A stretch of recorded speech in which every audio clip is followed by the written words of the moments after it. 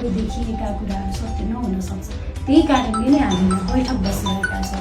हामी कुनै पनि इमच्योर डिसिजन गर्न चाहँदैनौँ। हामीले जुन डिसिजन गर्छौँ हामी म्याच्योर डिसिजन गर्न चाहन्छौँ। हामी संस्थागत रूपमा निर्णय गर्न चाहन्छौँ। यहाँ कसले कसलाई दोषारोपण गर्ने होइन, यो मानवीयताको हिसाबले महानगरपालिका संवेदनशील छ। हस्, धन्यवाद। अनि एउटा कुरा म्याम, एउटा होइन, यो हिजोको घटना हुनुमा काठमाडौँ महानगरपालिका दोषी हो कि होइन? हामी मिटिङ बस्दैछौँ होइन, हामीलाई त जवाब त चाहियो, त्यही जवाब माग्न आएको तपाईँसँग। दोषी हो कि होइन भन्ने ठाउँको मान्छे हो।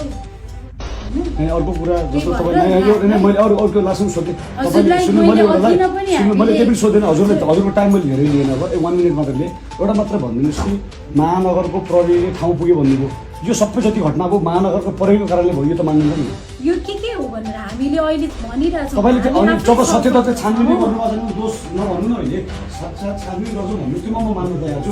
अहिले नै छानबिन नगरेर तपाईँ दोषी छैन भनेर नभन्नुहोस् न, भन्न खोजेको क्या हामीले भनिरहेछौँ दोषारोपण नगरौँ, पहिला काम समाधानतिर जाउँ। तपाईँले भन्नुभयो नि त प्रहरीले आगे गएर हाम्रो दोष छैन भन्नु। होइन, अर्को कुरा हाम्रो गणेश नेपाली हाम्रो साथीलाई भाइले न्याय दिनुहुन्छ नि? होइन, गर्न दिनु न हजुर, न्याय त दिनुहुन्छ। अफिसियल स्टेटमेन्ट निकाल्छौँ कि कहिलेसम्म? अहिले तपाईँहरूसँग अहिले भेट्ने पनि यसरी मोबाइल दिने, यो त कस्तो खालको भयो? तपाईँले यो ज्ञापन पत्र दिन्छौँ भन्नुभयो, हामीले हुन्छ हामी लिन्छौँ भन्यो, यति सौहार्दपूर्वक हामीले ज्ञापन पत्र लिइरहेका छौँ। तपाईँहरूलाई हतार